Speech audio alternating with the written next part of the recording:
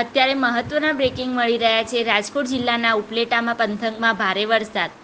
રાજકોટ જિલ્લાના ઉપલેટા પંથકમાં ભારે વરસાદ। ઉપલેટાના ગ્રામ્ય વિસ્તારમાં ભારે વરસાદથી નદીઓમાં આવ્યા નવા નીર।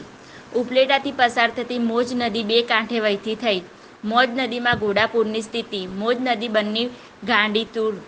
ઉપલેટા મોજ નદી પરથી ખેતર તરફ જવા માટે બનાવેલ કોઝવે પાણીમાં ગરકાવ।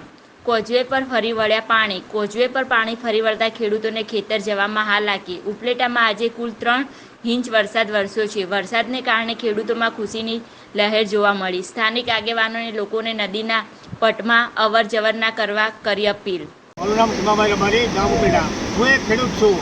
આજે ઘણો થતો ઉપલેટાની અંદર જે પ્રથમ જ વરસાદ જે 4 થી 5 ઇંચ ધબધબાટી બોલાવીને પડી રહ્યો છે, એ આખી રાત જે વરસાદ પડ્યો એની હિસાબે જે અમારી મોજ નદી છે એ અત્યારે ગાંડીતુર થઈ છે। કારણ કે અત્યારે મોજ નદીની અંદર નવા નીરની આવક થઈ છે અને જે શમશાન પાસે આવેલો કોઝવે એ સંપૂર્ણપણે ગરકાવ થઈ ગયો છે। કારણ કે ઉપરવાસના ભારે વરસાદના કારણે જે પાણી આવ્યું નવા નીર એના હિસાબે અત્યારે જે ખેડૂતોને જે કોઝવે છે એ સંપૂર્ણપણે નાશ થઈ ગયો છે।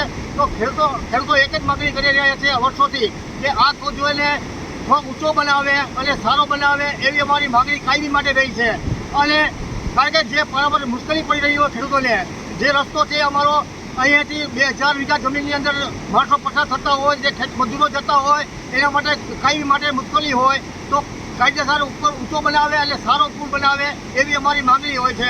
અને પાછી સામે કાંઠે જે અમારી જગ્યાઓ છે એ સામે કાંઠે સોમનાથ મહાદેવનું મંદિર, અમારે મસ્જિદ પણ આવેલી છે। તો આ લોકોને ધ્યાનમાં રાખીને સારો પુલ બનાવે એવી મારી કાયમી માગણી રહી છે।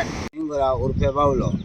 આજે વરસાદ બહુ રાતે સારો થયેલ છે, એના કારણે ઉપલેટાની મોજ નદીમાં પાણી સારું આવ્યું છે। પણ એક તકલીફ છે, ખેડૂતને અવરનવર આવતા જવામાં ખેતરે એ રસ્તો નીચો પડે છે।